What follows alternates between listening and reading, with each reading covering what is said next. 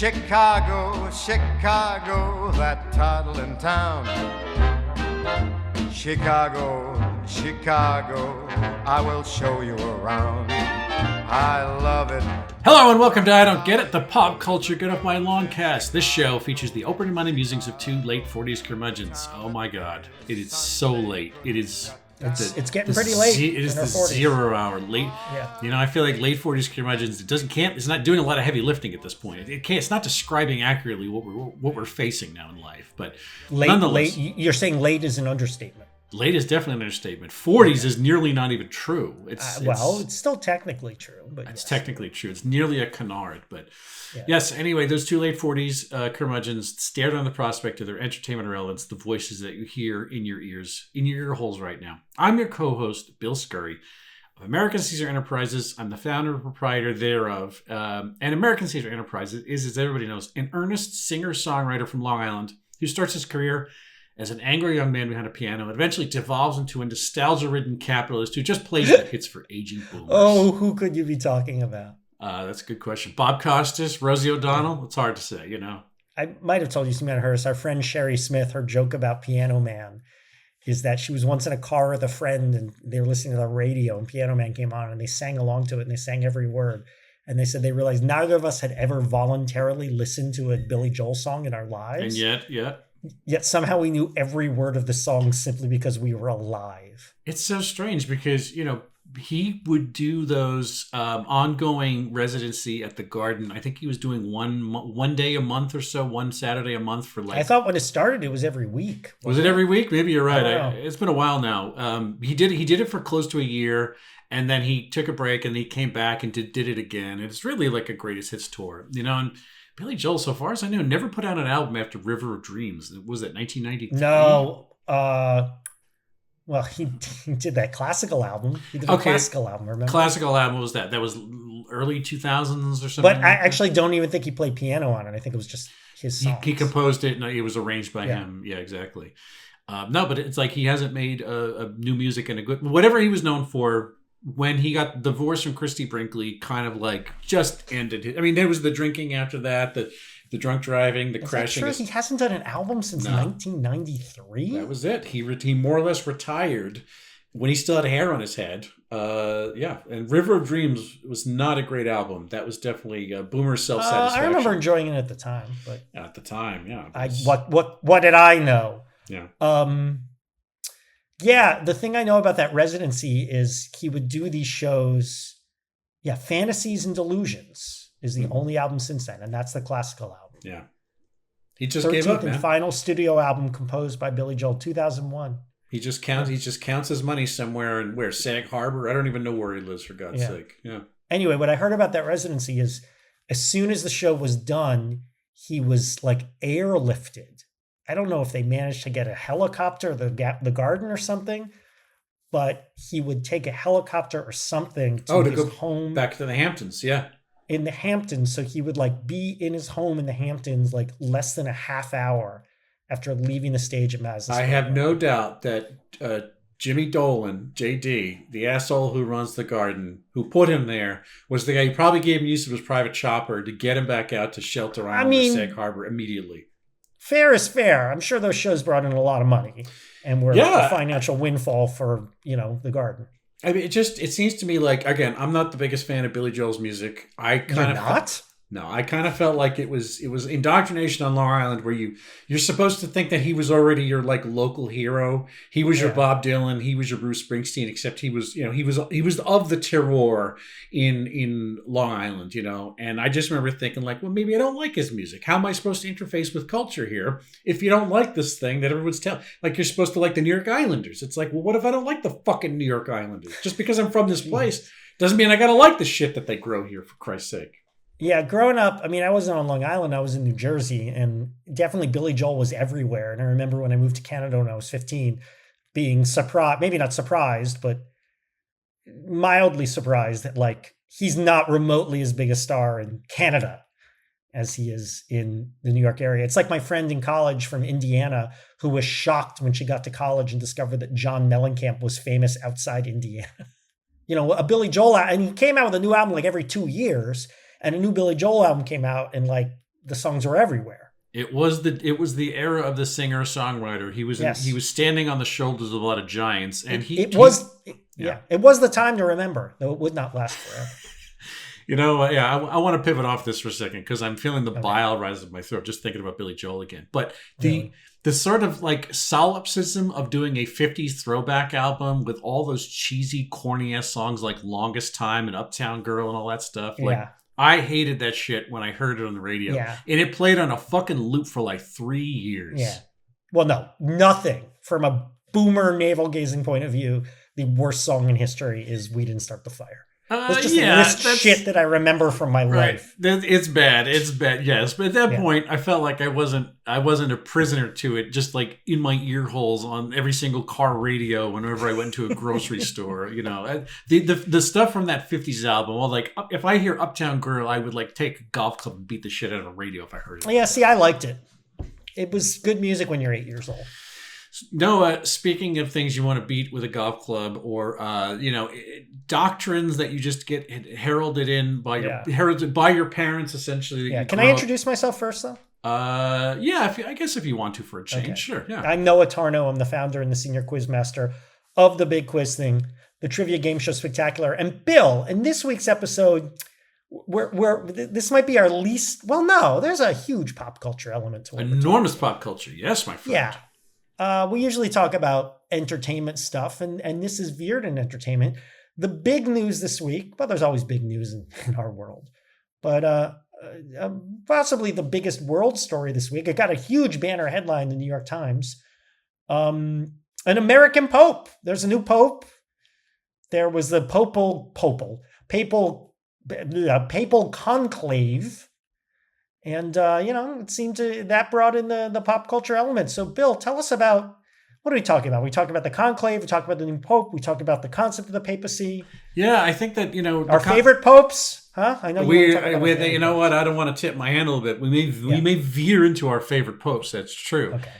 But yeah, I think my favorite pope was that sitcom in the 60s was delightful with Ray Milland and Bill Bixby. Was it Bill Bixby? An American Pope in Werewolf London. Yeah, Bill Bixby was Ray Walston. Yeah, all the Ray Milland, Ray Walston, Dick Mr. York. Hand from. I'm just Jonathan Winters. Jonathan Winters was in My Favorite Martian. My Favorite Pope. No, my favorite. I'm feeling it. Three Popes. I'm ripping My Three Popes with Paul Reiser as My Two Popes as Boniface XVI. Paul Reiser. Yeah. All right, we're way off here. So everyone's talking about the papacy this week, both the who's it going to be and the new pope, Robert Prevost. So tell us what we need to know about. Well, I mean, it's talking about a lot of pop culture because there was not that it was a huge thing, but that movie Conclave from last year, which I loved. I mean, I really loved. I heard about. Okay, so from reading this week, I'm like, maybe that would be good. So you're recommending I watch it. Oh, absolutely. But I mean, some people, I think it just completely missed it. Like they just watched it and did not do a thing.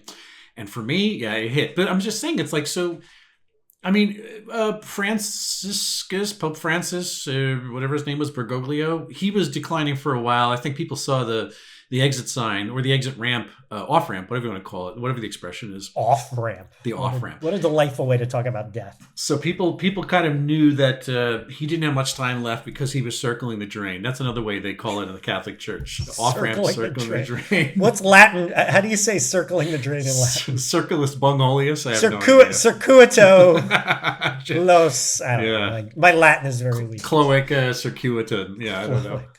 You're circling the cloaca. So we are talking about the papacy because it's on. Yeah, right. It was no bigger topic, I think, this week. And, it's strange because I saw it crossing over in all sorts of weird places. I wouldn't have expected. Granted, every year it seems like the news and the kind of rolling comment machine gets just weirder and stickier and bigger than it was even the year before. But the last time there was a conclave, I don't remember people going that nuts over Francis. And certainly before that, it was Ratzinger, Benedict, back in 2005, 2006. This is the fifth new pope of our life. I know, and JP. I mean, we don't remember the first two. No, JP stuck it out for a long time, but yes. All right, yes. So we're talking about the papacy here. So the papacy is the office of the pope, or you could interchangeably call him the pontiff. Don't ask me why. That one I lost. I didn't look the that Holy up. Father. Holy Father. The Pope is specifically the Bishop of Rome. He's the head of the Catholic Church. From 9 Common Era until 1870, the Pope was the sovereign of the Papal States. And since 1929 in particular, of the much smaller Città del Vaticano, Vatican City, inside Italy. Inside the city of Rome, actually, the metropole of Rome. So the primacy of the Bishop of Rome is largely derived from his role as the apostolic successor to St. Peter, the OG, going back. St. Peter, of course, his primacy was conferred upon him by Jesus, who gave him the keys of heaven and the powers of binding and loosing, naming him the Rock, and the rock upon which the church would be built. Sorry. So my brain immediately went to Dwayne Johnson there. Yeah, he's got the papal eyebrow. He's got the people's elbow. Yeah, the papal eyebrow. The people's Eucharist. The people's Eucharist. So the current Pope, as Noah said, is Robert Prevost. He's styled Leo the 14th, I believe, is the XIV. Which is my lucky number. So 14 is my lucky number. So Leo Ziv, Exiv. He was elected on 8 May 2025 on the second day of this current 2025, the most recent conclave, which is why we're talking about this, obviously. So the jurisdiction of the Pope, this is the stuff that as an adult I didn't know, and I realized I heard a lot of this, like reading about history, but I didn't know what these, like for instance, the term the Holy See. And there's just terms like the Holy See and a papal bull and ecumenical and ex cathedra. These terms like some old fashioned shit, my friend. I kind of like, as much as I'm not a Catholic, I kind of dig this shit. Like, what does all this stuff even mean? So Holy See is Latin from sede, so essentially it means the Holy Seat. And it in particular, they just took off the T to save time. Is that generally, yeah, right, exactly. It's generally like during when he's made a pope, there's a specific chair they pull out for it, and that's like this they do the same thing for the King/Queen of England. There's a chair that is only sat on for the coronation, and then it's put away until the next time. Blah blah blah. So the Holy See is a sovereign entity under international law, is headquartered in the Vatican City, which is itself as a city-state. I love this one too, right? It's a geographical enclave inside Rome, right? Independent. However, it was I guess it was formally established by the Lateran Treaty in 1929, but it was essentially carved out by fascist Italy. And they cut a deal to make it a politically, and what did the papacy get in return? Or what did the fascist government, Mussolini and the right-wing government got in return? That is really, I have not read books about that, but it's super, super interesting. The quid pro quo that went on and how much of a collaborator the Catholic Church was during the Holocaust and the run-up to World War II. It's sickening, but it's out there. So, yeah, that leads us to the papacy being one of the most enduring institutions in the world. It's had a prominent part in Western/human history. Modern popes are much different than ancient popes. Again, this is a long, from 9 AD, Anno Domini, Common Era, until recently. That's a lot of popes. That's a lot of history. That's a lot of weird shit that goes on. They do have the number of pope this guy is. Like he's the so-and-so ordinal number pope. Let me look it up. It's into the hundreds, I'm sure. Oh, very much, yeah. Yeah, so modern popes, generally these days, what you get is interfaith dialogue, charitable work, defense of human rights. And, in the case maybe. of the last 50, 60 years, it's fomenting political changes slightly on the world if the office holder saw fit to flex that particular muscle. And me and Noah are looking at Karol Wojtyla, the pope that we were essentially grew up underneath, Pope John Paul II. The first non-Italian pope in like 400 years. And the ones before that were Turkish French. Probably French before that. Maybe I would assume. Or Frankish. There were a variety of popes. Yeah, variety of nationalities. This says 266. 266. It's only four more presidents. Sorry, 267 counting Leo. Yeah. Uncle Leo. That's how many drummers Spinal Tap had along the way, too. A lot of people don't know that. Yeah. So at one point, I just want to rush. And several popes drummed for Spinal Tap. There's a bit of a crossover. So the papacy in Western history at one point, I'll speed through the rest of this. He had broad secular and political influence and rivaled territorial rulers, which is why the Pope itself seemed like a king for much of the history of the Catholic Church. But in recent centuries, the authority has declined, and the office is now largely focused on just religious matters in the dwindling faith of Catholicism, which I'm sure will come up as part of this too. So worth noting is the 1870 proclamation of papal infallibility. No, which I did not hear about until the late 1990s. I wasn't even aware of the concept of papal infallibility, in spite of growing up inside the Catholic environment myself. Not a practicing Catholic, but being surrounded by Catholicism. And papal infallibility refers to the rare occasions when the Pope speaks ex cathedra, which of course means literally from the chair of St. Peter. The Pope can issue a formal definition of faith or morals. That means his word is absolute. It's the verbiage of God. You cannot. The man who sits under the mitre wearing the red loafers is considered to be the mouthpiece of God. He cannot be stepped over. Amazing. Amazing. Anyway, currently the Pope commands extensive diplomatic, cultural, spiritual influence in 1.3 billion Catholics, which is definitely a vast sum. However, much smaller compared to historical aggregates. The Catholic Church has sort of dwindled. It's strange how its demographics are doing, what parts of the world the Catholic Church has a toehold in, where it's ebbing, etc., etc. So, yeah, and not only that, but the preponderance of Catholics, I think it's safe to say, are found in the global south, what we used to call the third world, but we don't use that terminology anymore. And the United States. I mean, are they? In South America? Yeah. Are there a ton of Catholics in Africa? Yes, and the Philippines. Very big in the Philippines as well. Are there per capita more Catholics in Africa than Europe or North America? That's a good question. I mean, I honestly don't know. I just think Catholic, you think, yes, South America, Italy, Ireland. I think that they've made in sub-Saharan Africa, they made inroads, definitely in the Philippines. I'm saying per capita. I'm saying, is it really true that the majority of Catholics are in the bottom half of the globe? Definitely. I think definitely, yeah. Catholic has definitely ebbed in Europe. I don't know. I'm not a scholar of this subject like you are. I am too, exactly. So, Noah, what is this all dredge up in your mind? I see a lot of people, here's the thing. They see your name, Tarnow.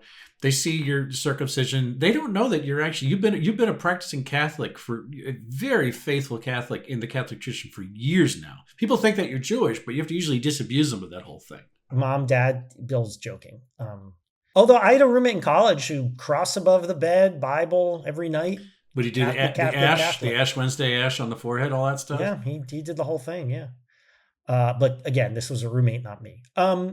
Well, Bill, you suggested this as a topic, but I kind of viewed it as more than the papacy. The conclave, there was a lot of, you said they didn't talk about it. It wasn't as big a deal when Francis was picked in 2013.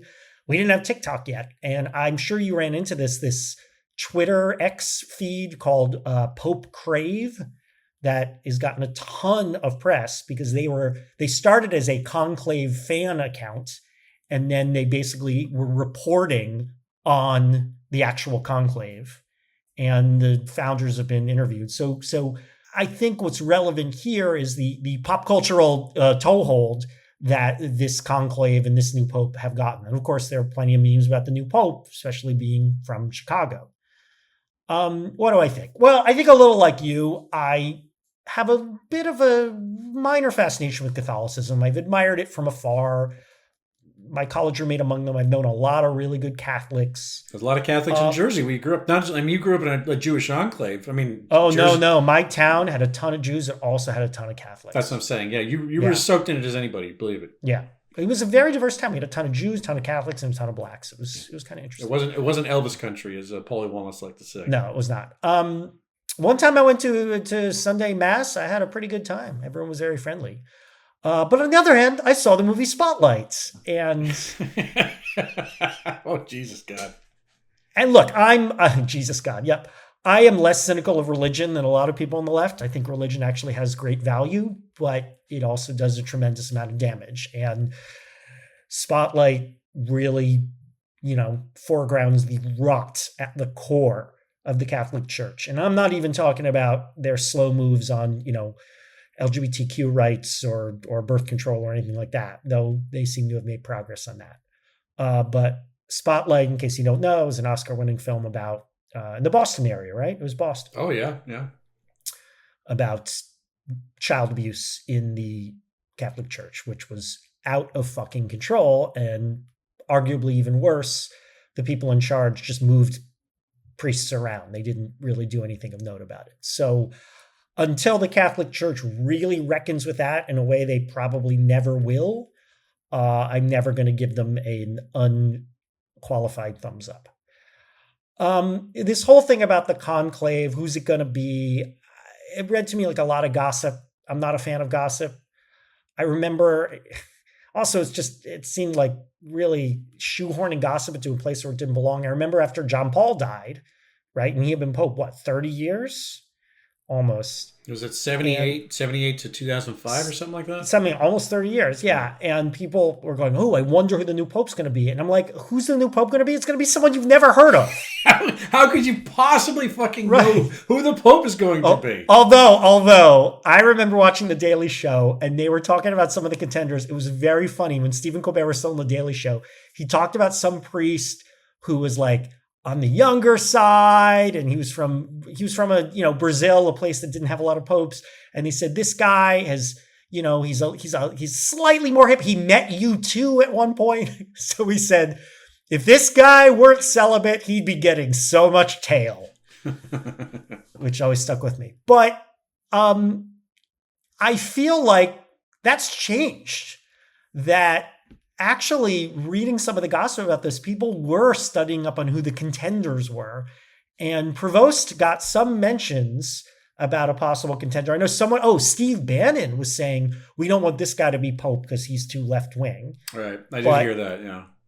Yeah, this Pope Crave Twitter feed officially endorsed some guy, I think from the Philippines. Yeah, he was high up there too. Right, pretty lefty. So people were actually engaging with who the contenders are. But that Italian guy, that Roman guy, was the one that really was Pizziola guy. He had some great last name. Yeah, Pizzaballa. He was like Pizzaballa. He was the clubhouse leader. People were really like, they're giving him big chalk on the odds on him coming up there were huge. But who knows?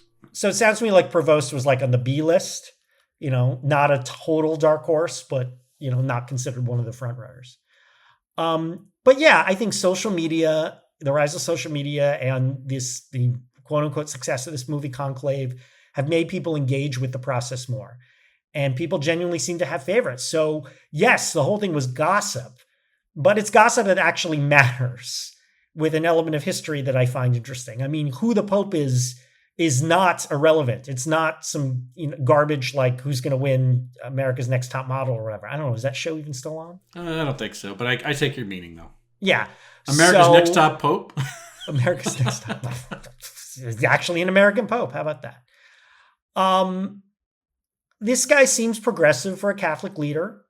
Part of the reason I thought Francis seemed all right. I mean, the big for a Catholic leader, that big asterisk has got to be there. And especially now, like this is something I was reading in Pop Crave, the real fear that, with the way the world is moving in right-wing fascism, if we're going to get an old-fashioned, hardliner Ratzinger style Pope, that'll be a further sign that all hope is lost. But Prevost seems like a counter Leo. Let's respect his chosen name, Leo the 14th. He seems a counterweight, perhaps conservatives, a counterweight to some of the most awful people in the country and the world. And then the Chicago memes are kind of funny, looking at the memes, most of them didn't do much for me, but I'm not from Chicago, but I haven't spent that much time there, but I like it. I have very fond feelings about Chicago. And one meme that I liked was there's Wiener Circle, which is a famous hot dog place there. And on their sign, they wrote in Latin, Canis nostros ipse comedit, which is Latin for he has eaten our dogs. I don't know if they know for a fact that Leo the 14th has eaten at Wiener Circle, but stands to the jokes are like, could have. He's almost certainly the first Pope to have heard the Super Bowl shuffle, stuff like that. Did you see there's a video of him at a White Sox game from like 2011 or something really? Like that? Yeah, they were scanning the crowd and they found a bit of him sitting there in the bleachers for sure. And this is in 2 days. This shows you how fast the internet moves these days. Yeah, the shit factory moves quickly, my friend. Yeah, so look, on balance, I think the Catholic Church is all right. I mean, they need to freaking modernize. This idea that popes can't or priests can't marry is insane. How are you supposed to take life advice from people who've never engaged in one of the most fundamental elements of life or never even tried to engage in it? I remember a friend of mine who's Catholic told me he had his priest at his church he really liked. And he said, part of what I like about this priest is he's a grandfather because he had children, his wife passed away, and then he entered the seminary in his 30s. So he's like, I feel like I can relate to this guy more because he's been a father and now he's a grandfather. And I said, well, isn't that an argument for why all priests should be allowed to get married? Yeah, I mean, I'm balanced. I think the Catholic Church is okay. I'm balanced. I think this Pope seems, for what my opinion matters, seems all right. Oh, by the way, he talks shit about JD Vance on Twitter, which is, pre his Pope days. But if that Twitter account is in fact, I guess it's been confirmed. I think it's actually him. But it was before he thought he had a prayer. He was not even living. He was still living in Peru at that point. I also heard he's been living in Italy for a while. He hasn't lived in the U.S. for a while, I believe, is a take. No, he hasn't been in the U.S. for a while, but I was just listening today. He is still a citizen. But Francis brought him, I would say about 2 or 3 years ago, and requested, he was only made a cardinal, I think, in the last 2 years. He was not even available to do the voting for this, much less be an option for Pope. Everything happened very quickly, and it's almost like Francis put some irons in the fire. And they panned out. This guy was almost like handpicked, if you want to think of it that way. That's what leaders do. They set up for what they think would be the best successor. Anyway, so I don't know. I'm balanced. It's all right. Yeah, there's a lot going on here, and it's all right. It is just all right. But look, before I get into my part, Noah, I did ask you to sort of compile, if you would, a brief. A brief primer of your top 5 popes. My top 5 popes. Yeah, I'd like to hear what your top 5 popes are. I'll give my top 5 and then you give your top 5. Yes, okay? Absolutely. Yes. All right. So number 5 is Pope Leo XIV, because I ran out of people. And like I said, he seems okay. And I like Chicago. Number 4 is Francis, because, I don't know, he once said that LGBTQ people aren't so bad, so that seems pretty good for a Pope. He was a chemist. He was a chemist in Argentina, of all places. He was a chemist, I believe, yes. Number 3 is John Paul II, because he was the Pope I knew growing up, and, that face is still burned into my brain. So, again, I don't have a lot of options here. I haven't studied the papacy. Number 2 is Pope John Paul I, the guy who was only Pope for a month, because he's called now the Pope of the Smile, or the Smiling Pope, because he had a really nice smile. And I feel sorry for him that he only got to be Pope for a month. Was it like a heart attack or something like that? All those guys, he was like 172 years old. I don't know. Who knows? When he fought Cassius Clay, he was 160 They never gotten laid. These guys, of course they're going to die early. And number 1, you ready for number 1? I'm ready for number 1. Hit me. Number 1 is Pope Adrian IV. Yes. Of the 1150s, who was born Nicholas Breakspere, who, as a trivia fan, I know about because he's the one and only Pope in history who was British. He was the one British Pope.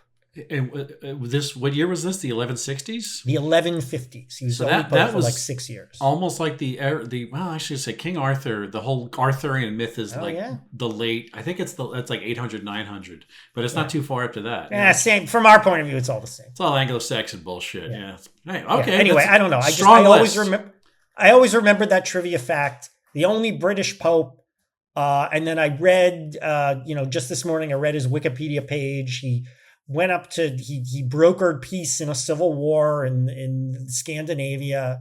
So yeah, Nicholas Breakspere, he's my boy. Jesus. And not only that, he probably was still speaking Middle English at that point too. Not even Old English, probably Middle English. Interesting. Middle English. Strong list, my friend. Strong list. Yes. You really came over. Strong list. Okay. Strong what list. About your top 5 points? All right. You ready? I got a good one. Okay. Number 5, Noah. Clement V from 1305. Okay. He moved the papacy to Avignon, triggering the papal schism, Noah. Big dealings. You've actually prepared for this subject. I have. All right, number 4, Noah. Pius II, 1458. Who calls himself Pius? That's not a name. Don't look at me. All right, here's the thing about Pius II. Very interested in urban planning. I think I can get down with that. That is really? That's he's from Seattle. Okay, number 3, Noah. Leo I, 440. Get this. He talked Attila the Hun out of sacking Italy. Get out of here, really? Big step, my friend. Big step. Okay. Number 2, Leo X, 1513. Get this. He was the first of the Medicis, who was essentially grandfathered into the role because of the power the Medici family had. He also was the man who excommunicated Martin Luther after the 99 the Theses. I forget what he pounded to the door, starting the Protestant Revolution. And Noah... So you're happy about that? No, it's just he's a significant pope. He's a Oh, significant but pope. these are your favorite popes. Okay, Favorite. and number one is who? Number one. Are you ready for this? This is in a runaway, in a rip, okay? Formosus, Pope Formosus from 891. Have you ever heard, my friend, of the Cadaver Synod? Is this a bunch of dead guys getting together and being put in a room together? And Pope Stephen VI, who was Formosus' successor, disinterred Formosus. I guess it was about 6 to 8 months after he died, sat the cadaver in the papal throne, and they had a kangaroo trial of a dead body, essentially blaming all of the ills in the Roman Empire in the Catholic Church on this dead guy. So they had essentially a trial in absentia of a dead man. This rotting corpse was propped up in a chair, and at the terminus, he was determined to be guilty. His body was chopped up, and the pieces were essentially thrown in the Tiber, and his head was put on a pike outside of the Vatican. So your favorite is this guy who was the cadaver. Through the Cadaver Synod, through this whole process, it truly represents to me the real spirit of the Catholic Church. Not what year did this supposedly happen? 891, Formosus. Let me tell you about my very, very briefly. That was very educational, Bill. Thank you. I like to bring it hard. So the thing is, like you mentioned, John Paul II, right? So when we were kids, and I mean, he was a pope culture pope, if you want to think about it that way. DC Comics published a Pope comic book. Yeah, he in 79 he actually came to New York. Yes. And yes, he would. And he got shot. He survived getting shot. That's true. He was shot by Sirhan and John Hinckley. All of them took shots at him at the same time. Really coincidental. At the same time. And JFK's bodyguard who was trying to protect him. A lot of people don't know. Like Leon Zalgaz knocked Sirhan out of the way, and they all took shots at the Pope in the end. Yes, he did survive the shooting. It was a big deal. Yep. You ever heard Eddie Murphy's joke about that? He's like, "Why would you shoot the Pope? He seems like such a nice guy. What? You want to go to hell and you don't want to wait in line?"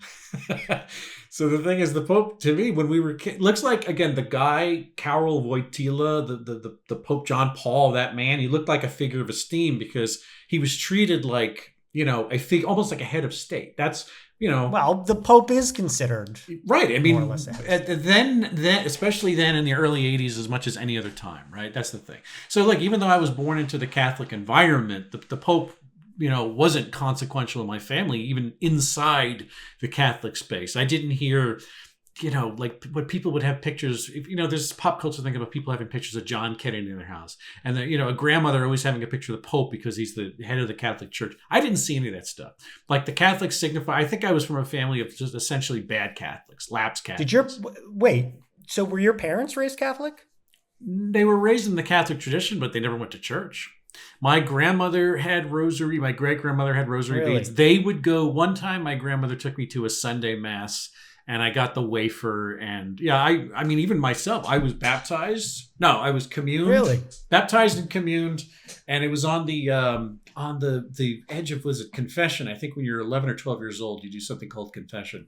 And I'm like, I don't believe in this shit. And so I bopped out of it. That wasn't for me. I was like, I forgot. I didn't realize you were quote unquote Catholic. I had no idea. I mean, I'm not quote unquote Catholic, but I was born into Catholicism. You want to put it that way. Okay. I thought you just meant because you lived in an area that was full of Catholics. Well, I mean that's part of it too. So I mean, the thing is, this little bald pole, he seemed to have some kind of power, that he was leveraging on the world. He was taken seriously, So here's the thing: I get John Paul II's draft now. I look back and he was a Pope that was chosen from a Soviet bloc satellite state, right? And that was a rebuke to the Soviet Union. That was essentially a stick in the eye. Stick in the eye, thumb in the eye, a finger in the eye. Thumb in the eye. Yeah. Thumb in the eye. You get it. Stick in the nuts. It didn't mean anything to me back then, but so since 2005, when John Paul died, and he was another guy that everybody knew was coming because he was in terrible shape for like 3 years before he died. Oh, he looked like shit for like a terrible. decade. He was. They would actually shrunken little scrunched up. They would roll. I think he had Parkinson's too. It was even bad. But it's like at the end he couldn't eat. He was wheeled up to that balcony. I can't remember what that papal apartment. He had a feeding tube, and he would just essentially wave his crooked arm up there, and the crowd at St. Peter's Basilica went wild. And I mean, this is like, you're just almost like showing a cadaver. Not a synod, but you're like. At least they didn't put him on trial. Yeah, really, could put him on trial in this one. So the thing is, it's been a revolving door of old men. We had the fascist youth from the Hitler youth, Joseph Ratzinger, and that was a sort of controversial pick because he was already 1,000 years old, and he was seen as the guy who's going to occupy the seat for how long was he? Was he 6 or 7 years before he Yeah, abdicated? and he gave it up voluntarily, which is not something fascists typically do. Let's be honest. And go watch that movie, The Two Popes from HBO. It was actually great. Jonathan Pryce and Tony Hopkins playing Ratzinger and Bergoglio as two guys who just, it's like, essentially it looked like the Grumpy Old Man or The Odd Couple. It was pretty good. So yeah, the thing is, the two popes hit the road and hilarity ensues. We're left with the church's wane in the West. I mean, that's what kind of, what this really means. I'm happy to hear what you say. You're giving the Catholic Church some esteem. No, I can't possibly give the Catholic Church that kind of esteem. I'm giving it, I don't know, severe curve, my friend. Yeah. Look, there's upside in this guy. Like, hopefully people want to see something that looks like a modern point of view. He's only been Pope for something like 5 days now or something like that. 2 days. Whatever. By the time this comes out, actually, he's not yet officially Pope. Apparently, they got to do some thing. I don't know. I guess he is, but they got to fingerprint him. Yeah, they got to do a background. They got to check finish the background check. Yeah, but it's like to check his search history. The Catholic Church is on the precipice of this. There is a real fight inside the Catholic Church between paleo-conservative Caucasian hardliners. Like, I can't remember the guy's name, but there's an American guy who waged a shit war against Francis. He really, really wants to bring the church back to pre-Vatican II, like Latin Mass. He's old school. He is techno. And then the fact that there's a bulwark of Asian and African followers in addition to the South Americans. So again, we will see. I'll begin with a word in English, and the rest is in Italian. But I want to repeat the words from the responsorial psalm. I will sing a new song to the Lord because he has done marvels. Why do you think people, why did this become a pop culture phenomenon? Let's not really get into why people are Catholic. But why do you think this became a phenomenon? Why do you think people care so much about this antiquated religious ritual? Well, I think that you cannot discount that infusion of American blood. It's an ancient office. Again, nobody knows the history of any of the 5 names I said before. Nobody has any idea that there was a pope before Bergoglio or fucking John Paul, depending on how old you are. But there was that guy who was pope. What was his name? All through the 60s and 70s. Yeah. Was that the one that was? No, there was the one that was killed, presumably by Digitalis. The mob killed a pope. That was the one. The 60s, 70s guy. He was. I don't know. I remember hearing about him when I was a kid, but of course was he an urban? Was he a I don't even know. No, Gregory? He was the guy who did Vatican II, right? Yeah, it would make Vatican sense. II, yeah. Electric Boogaloo. Vatican II, Electric Boogaloo. Yeah. So it's like everybody thought there'd be a slim chance of American Pope anyway, just because there was this idea that America has this gigantic cultural draft, we have this economic draft, we have this military draft, we built the world after the Cold War. They just thought all that power in one country would kind of be untoward. But it's like we've crossed over the threshold of thinking an American Pope, which again, people just thought the Pope would have been from the Philippines or from Brazil or Africa or something like that. They gave this American dude. And it's like, you tell me that this somehow isn't a rebuke from the College of Cardinals, a rebuke to Trumpism, a rebuke. You're maybe looking... It has to be. You just assume, right? It's like, again, the same way that John Paul was a rebuke of the Kremlin. This is supposed to push against fucking... they were probably so put off by J.D. Vance when he came and visited that they said, we will do anything to step on this guy's foot and throw lemon juice in his eye. If possible, this is what we'll do. So it's like, do you expect him to continue the sort of humanizing / liberalizing message of Francis? And it's like, Francis... It was somewhat liberal and somewhat humanizing, but don't get me wrong. For the Pope, he was liberal. As I'm saying, it's still the Catholic Church. Exactly. Again, it's on a curve. All this shit's on a curve. Spotlight is a big freaking asterisk in my mind. You tell me why you think it's popular. I mean, we're kind of talking about different topics here. Why do people care about this is, I'm going to read a quote from, there's a comedian named Adriana McCain, and she was kind of a correspondent on the ground for that Pope Crave Twitter feed. And she told KQED, the NPR affiliate out here, there's some things about the Catholic Church that I think a lot of queer people are drawn to. If the Catholic Church didn't want gay people to be so interested in it, they should stop slaying so hard. That's ridiculous. And then Days, the online magazine Days, said the internet is going crazy for the papal conclave. On one hand, this isn't surprising. It is an inherently dramatic and theatrical event, shrouded in secrecy and involving arcane rituals stretching back millennia. It lends itself to speculation, and it is somewhat ridiculous. And I think that's true. There's a lot of pageantry here, a lot of drama, albeit hemmed into this world of old celibate men. So I see how it has some kind of pop cultural, social media kick to it. And also, that it's rare. Like I said, 5th time of our life, but, John Paul was there forever. So I think if this happened every year, if there was a new pope every year, it wouldn't have any kind of mainstream cachet.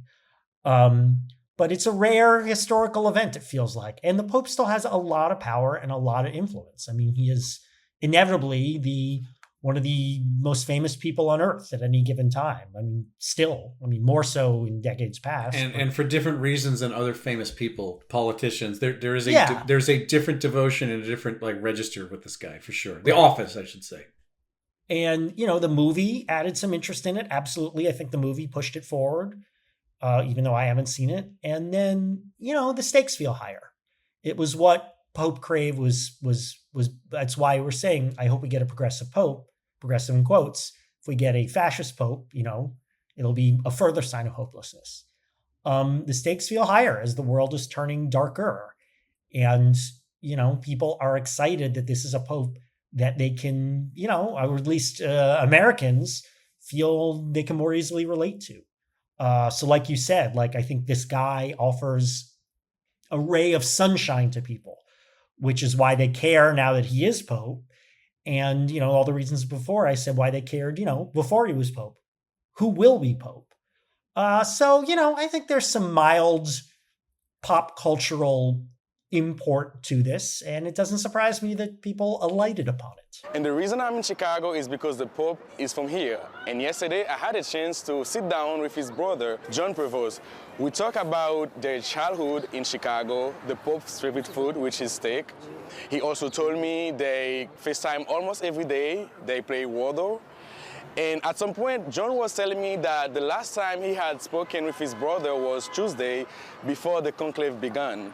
Noah, would you have liked the Pope as a deeply, deeply Catholic kid growing up in New Jersey, listening to Bruce Springsteen and the rest of your working class, Eucharist-eating commiserates around you? So I have you mentioned growing up, blah, blah, blah. I have a horrible confession to make, no pun intended, about how stupid I was as a kid.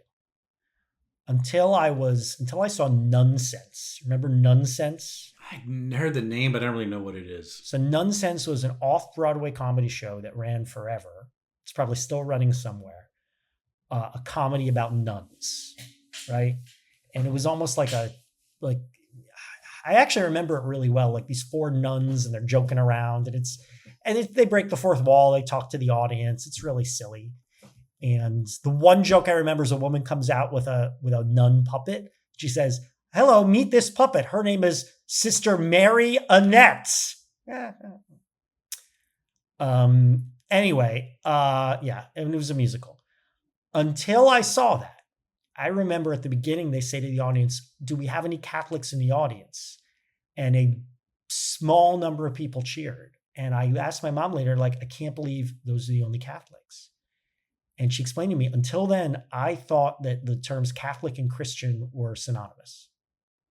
I did not see the distinction, even though I lived in a because I lived in a very. I don't think I knew either until I was a teenager or something like that. Yeah, I didn't really. But I thought Catholic was just another word for Christian. We didn't have there weren't Christian Christian really didn't exist on Long Island in giant numbers. It was a Catholic bulwark. It was Catholic and Jewish. Sure, it does. Maybe not your town. Look, man, it was Irish, Italian, Polish Catholics. That's what the preponderance of people out there were. Whatever. Anyway, so I don't know how relevant that is. No, I wouldn't have cared. I didn't care about anything Christian or Catholic related until remember in college, intro to religion, reading about the first time I read about what Christianity really is and what Jesus really said. And they had this brief moment yeah, Jesus was awesome. I'm going to convert to Christianity. And I caught myself after 30 seconds of okay, do you want to have your parents die or never speak to you again? No, you're not converting to Christianity. And I didn't. And thank God I didn't, because I like being Jewish. No, I don't see why I would have cared about this crap at all. And all that stuff about, it appeals to people because it's got a queer element and the pageantry. None of that appeals to me. And gossip doesn't appeal to me unless I literally know the people personally.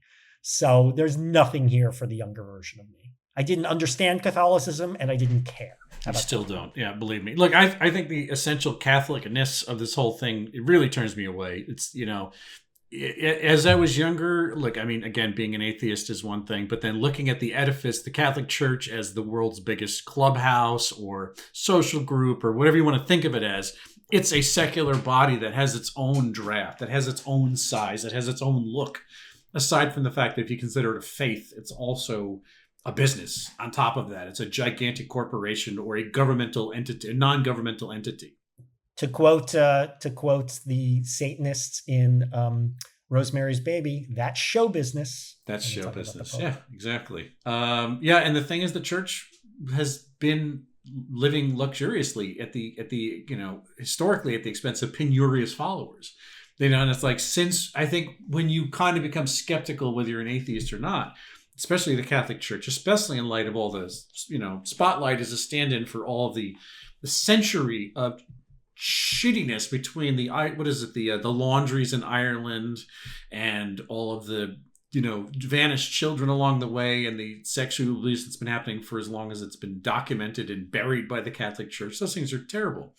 But it's like one of the first things you learn is the fact that there's this gigantic golden marble temple, all of these churches inside the Vatican, which looks like a palatial estate, one of the most luxurious places on earth, while its followers starve, while they preach humility and humbleness to all these people who, essentially are just scraping it around the globe. And, so that the Pope could have a fucking gold brocaded, cape. First, I just say I found it incredibly moving to watch him give his first remarks as Pope, in part because here I was watching an American on the world stage being a decent human being and being a good person. So I found it so just refreshing to see America portrayed in this way by this man. Is the interest in the papal conclave and the rise of Leo XIV and, possibly the entire existence of the Catholic Church going back 2,000 plus years, is any of that a sign of the apocalypse? It's gonna sound ironic because we're talking about God's home, the seat of God, the mouthpiece. But I think always, I'm a skeptic. I'm not a fan of the Catholic Church,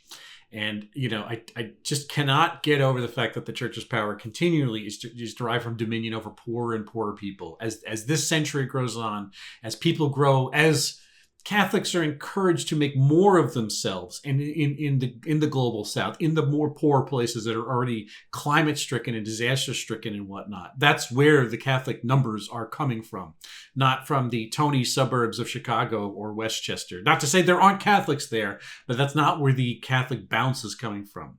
I think it's the privation that sort of extolling the fallacy of nobility and poverty and privation is, it's as my people say, no, it's a shanda, believe me. So it's like, and no matter how popular Bergoglio was with people in the Americas and Africa, and I think his messages were still contra homosexuality. I mean, yes, he softened on it for the most part. Yes. For birth control. I think he said, "Don't kill them, but still don't let them get married." Exactly right. Don't let them. Even though we all know they actually are already priests. Don't we can't nominally let the homosexuals be priests. No. See, I don't like saying that those guys are gay. Well, Michael Judge was out. Michael Judge was an out gay man. You remember Michael Judge? Oh, some of them. I thought you were talking about the child molesters. No. I'm saying it's like there are plenty of gay men in the priesthood, but it's like they're not allowed to. They can't admit it. As much as they're doing the same exact, they're just as celibate as the guy next to them. They're not allowed to be gay nominally. They can't mention it. Yeah.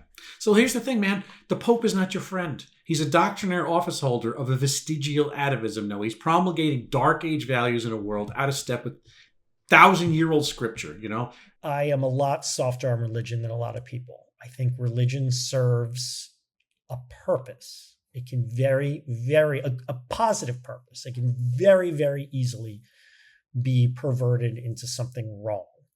And I give a lot of credit and place a lot of value on religious people who extol the virtues of openness, of acceptance, of non-judgmentalism, however you want to phrase that. So with that as my basis, I say that this whole phenomenon, Pope Leo XIV, the papal conclave, etc., is perhaps the opposite of the apocalypse, because religion is not going anywhere. And if it's going to move into a more positive direction, something that is 2,000 years old is going to have to move slowly. And for the most part, I thought Francis did that. And the indications are that Leo XIV has the possibility to do that. So again, I grade this whole thing on an extreme curve with a massive asterisk. But with all that said, I think this might be pushing back against the apocalypse. Well, it's been 450 years of Italian popes, Yes. and this is the first. And I have to say, there's a lot of people kind of a little shaken up, because, it could bring in a lot of Polish people and that to the Vatican. Don't know. He says he's not saying he's going to keep everybody who's at the Vatican. Oh, really? So maybe, everyone's there's a lot of people typing up resumes and stuff like that. All right, Noel, let's talk about jealousy and the Filonian scale. We're going to have to, even though we rank the popes in an array of popes, we need to eventually line this up with other topics. But for the moment, tell me, what has filled you with envy over the course of this conclave and the prospects of Robert Prevost come Leo the 16th, 14th? I reading the memes, most of them I had no idea what they were talking about. So I've said this about many topics. I'm jealous of younger people who understand the grammar of the current world. Who speak meme. Yep. Who speak meme. So I'm jealous of people who, are literate according to current American standards, even though if I have to be one or the other, I'd rather be literate according to, logical standards. But I guess some people are both, and I wish I was that. I mentioned the shoes before. I'm jealous of the red papal loafers, man. I like the shoes, let me tell you, so far as I know, I saw some pictures of JP2, and there's pictures of him walking on the tarmac at various airports. He had suede red loafers, low vamp. Yes. There is the papal, I said the entire papal garment. It's made by some tailors in Rome, but the shoes themselves have kind of been the purview of a couple of cobblers that have made them continuously for the last, 100 years or so. And I don't know if you can essentially go and ask for the Pope model of red low vamp loafer, but I tell you what though, it's like Ratzinger was wearing them. I'm not so sure Bergoglio was wearing them, but it's like there's a couple of popes in a row that are wearing. Ratzinger, he had a patent red. It's almost like lipstick red. Patent leather loafers. They look insane. Maybe that's the queer part that they were talking about before, is that there's so much drip in some of the Pope wardrobe, depending if you really like those brocaded fabrics and whatnot. But anyway, the true power of the Holy See is those shoes, man. Having accurate lasts made in that great Roman tradition. That's a big deal. I'm looking this up. The Pope shoes go far. The red shoes go far back. Here's a picture of papal shoes belonging to Pope Pius VII, 1808. See? The red represents the blood of Christ. Mm-hmm. Interesting. Okay. In a shoe. It's like Air Jordans, except for the Pope, Exactly. Well, most people remember Pope Michael, who was he was the Pope 8 seasons in a row during the 90s. He was unstoppable. Pope Alcindor? Pope Kareem. All right, so where do you rank this, Noah, on our list of topics? Well, last week we were talking about a gossipy topic, and I didn't relate it to Dumois, and you screamed at me because I forgot Dumois. I did. Remember? I came hard, and I feel bad about that. I had trouble sleeping. So mad. I'm sorry. Yeah. So I'm starting with Dumois, because there's a gossipy thing here, times vaccine resistors, which is itself a form of religion, minus... Definitely an article of faith. You're right about that. Right. 72.813. So that's where you find the Pope. The Pope. The papacy. This particular Pope. The popes that came beforehand. Pope is a concept. Pope culture. Yeah, I agree. Popeism. So, here's the thing. Regardless of the moral uplift this new guy might bring to the office. I think that the papacy, I think that the Catholic Church, the papacy, is a millstone around humanity's neck, Noah. As is And I won't back off from this. All organized religion. By the way, you mentioned religion is the thing that draws us together. The actual word religion is a Latin word. It's religio, which literally means that which binds us together. Yeah, so, how about that? I know, interesting, right? But I think that I'm case closed. I think that there is no more organized a religion than Catholicism. Again, in terms of being that company, that corporation, that state actor, that non-governmental agency, it's just so huge. It's so hoary. It's so ancient. It's so wealthy. It's so established. And, assume it's waning, Here's the thing. I think it's out of step with mundane values. And that you said the slow pace that moving a 2,000-year-old, organization, it has to move very slowly, but that slow pace is so creakily slow. It's pivoting when the world changes so fast. We just don't have time for something to move that slowly. Now, this is the Ryan's world of ecumenical thought. Oh man, Believe that it. bad, huh? It's got to be. It cannot be anything but in this case. What would you rather do? Watch a Ryan's World video or go to a Catholic church service? Oh my God, I'd rather watch the Ryan's World for 2 hours. Catholic church services are mind-numbingly, bafflingly reverent, boring, and maybe there's just something about the fact that the ones I went to, the Catholic weddings and the Catholic funerals I went to, were so traumatic that I don't ever need to see another one of them again.